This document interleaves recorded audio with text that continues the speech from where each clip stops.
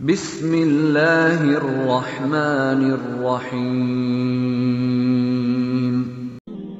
ایک دفعہ امام علی علیہ السلام لوگوں کو انسانی دماغ کی طاقت کے بارے میں بتا رہے تھے۔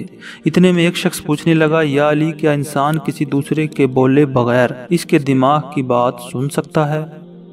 تو بس یہ کہنا تھا۔ امام علی علیہ السلام نے فرمایا، ہاں، یاد رکھنا کہ انسان کے پاس صرف یہ 5 حواس نہیں جس سے وہ دیکھتا، سونگھتا، سنتا، چھوتا اور چکھتا ہے، بلکہ اللہ نے ان حواس سے مبرہ بھی ایک حواس کو خلق کیا ہے۔ وہ کہنے لگا، یا علی، وہ حواس کون سا ہے؟ اور یہ کیسے ہو سکتا ہے کہ ایک انسان کی بات دوسرا انسان بغیر کہے سن لے؟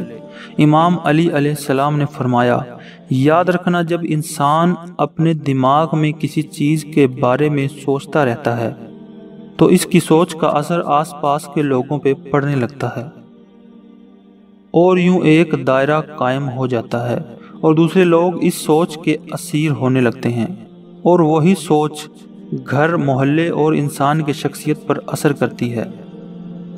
میں نے اللہ کے نبی سے سنا ہے، کبھی برا نہ سوچو، کیونکہ انسان کی بری سوچ انسان پہ بلکہ اس کے گھر والوں اور آس پاس کے لوگوں پہ بھی برا اثر ڈالتی ہے، خصوصاً ان بچوں کی سوچ پہ جو بالغ نہیں۔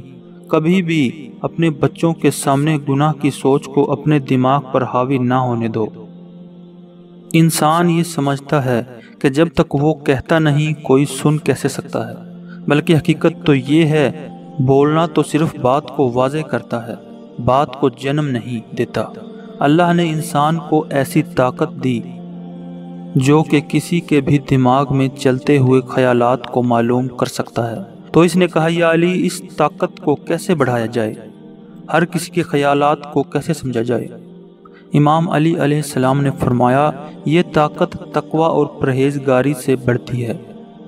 یاد رکھنا، اپنے نفس کو پاک رکھو اور جتنا ہو سکے حاضر دماغ رہا کرو، لوگوں کے احساسات اور جذبات پہ غور و فکر کیا کرو، اور اللہ کی مخلوق کے درد کو اپنا درد سمجھو۔